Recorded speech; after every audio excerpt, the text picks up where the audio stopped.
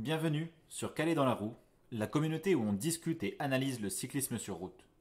On continue notre remontée dans la hiérarchie UCI avec Astana, de loin la pire équipe du World Tour cette saison.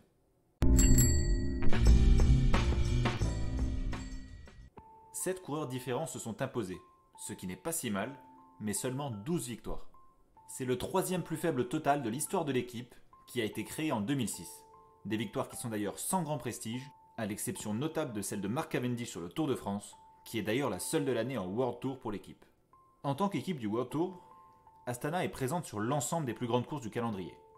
Sur Milan-San Remo, ses punchers italiens Samuele Battistella, Simone Velasco et Cristian Scaroni arrivent dans le groupe qui se joue la 13e place, et Battistella finit le mieux classé, 22e.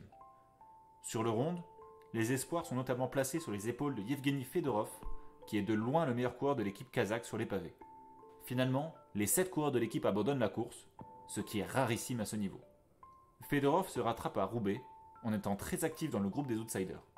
Il prend une solide 14e position dans le groupe réglé au sprint par Jordi Meeus pour la 8e place.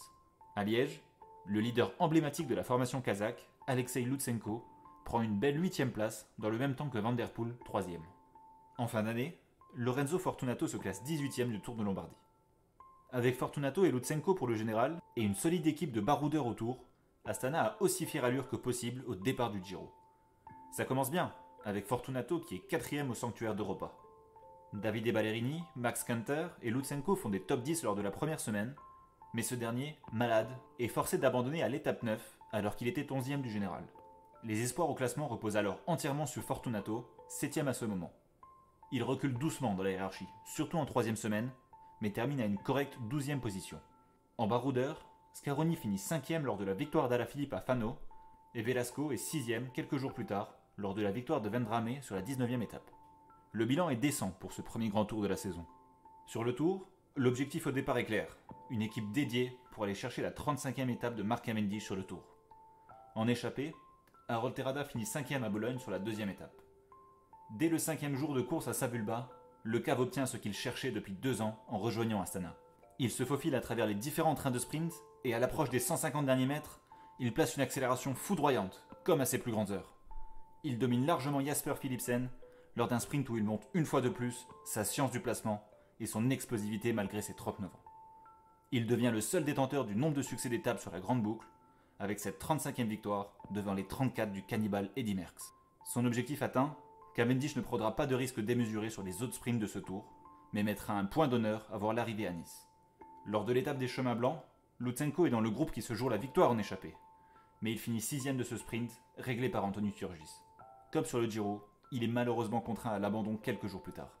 Le reste du tour de l'équipe sera plus discret, et Terrada conclut ses 3 semaines avec une belle 8e place sur le chrono final à Nice. Sur la Vuelta, l'objectif est le classement général avec Fortunato, et la chasse aux étapes avec un effectif rajeuni et composé de plusieurs coureurs qui font leur début en grand tour, ce qui est monnaie courante sur le dernier tour de la saison.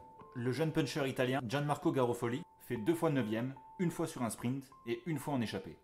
Terrada finit à 4 reprises en fin de top 10, sans parvenir à avoir une vraie chance de victoire d'étape. Fortunato, auteur d'une Vuelta terne où il évolue loin des favoris, finit 16e, un bien maigre bilan pour la formation dirigée par Alexandre Vinokourov. Dans les résultats notables, il y a beaucoup de courses de second rang pour une équipe du World Tour, et rien au-dessus de la 8e place au top niveau, ce qui illustre bien le niveau affiché par Astana en 2024. Pour commencer la saison, sur la Cadel Evans Great Ocean Road Race dans sa version longue, le puncher italien Scaroni prend la 8e place. Sur le Tour de Colombie, très prisé des coureurs sud-américains, Terrada finit 6e avec une étape et Cavendish gagne aussi une étape devant Fernando Gaviria. Toujours en début de saison, Velasco monte sur le podium de la Figueira Champions Classic au Portugal, loin derrière Evenepoel, auteur d'un raid solitaire de 51 km. Son coéquipier Scaroni finit 8e. En World Tour, Fortunato est 10e du général en Catalogne et 8e sur le Tour de Guanchi. Alberto Bettiol est lui 10e sur le Renewi Tour. Le sprinter hollandais Kees Bol signe une très belle 4e place sur le Grand Prix de l'Escaut, derrière les cadors du sprint que sont Merlier, Philipsen et Groenewegen. Enfin, Lutsenko gagne une étape et s'adjuge le général du Tour des Abruzzes.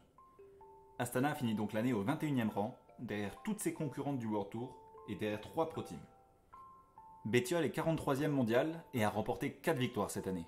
Milan-Turin, les boucles de la Mayenne avec une étape son championnat national en Italie, mais aucun de ces résultats n'a eu lieu avec Astana, puisqu'il était jusqu'au 1er août un coureur de IF Education. Ses seuls résultats significatifs pour la formation kazakh sont sa 10e place au Rennais 8 Tours et sa 20e au Grand Prix de Québec. Dans la quête d'Astana pour garder sa place dans le World Tour en 2026, une bonne partie des responsabilités reposeront sur les épaules de Bettiol, notamment lors des classiques printanières. Son endurance et son style offensif rapporteront certainement de gros points à l'équipe, comme le montre son total 2024, quasi 3 fois supérieur aux autres coureurs Astana, mais je doute que cela suffise. Révélé par sa victoire au Monte Zoncolan sur le Giro 2021, Fortunato est un grimpeur qui évolue souvent en 3e rideau tout en se montrant régulier, comme le prouve sa 12e place au Giro et sa 16e à la Vuelta. Sur le Dauphiné, il a remporté le classement de la montagne. Son meilleur résultat brut de l'année est une 2e place, acquise au Tour de Burgos derrière Sepp Kuss.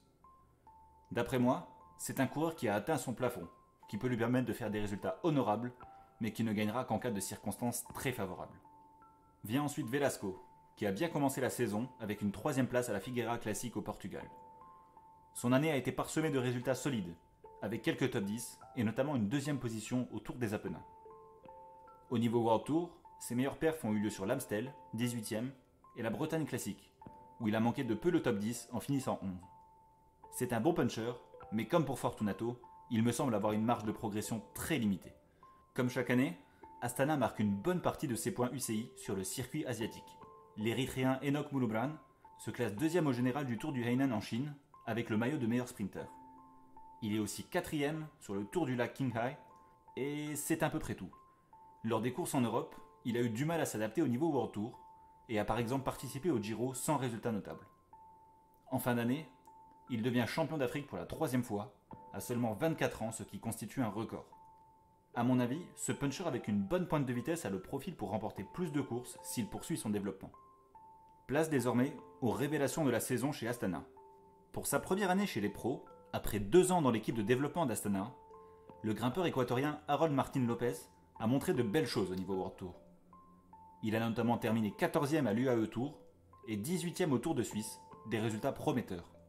Au niveau inférieur, il a terminé 5e du Tour de Turquie et 10e du Tour du Langkawi en Malaisie, en finissant notamment 2e de l'étape Rennes, battu au sprint au sommet par Max Poole.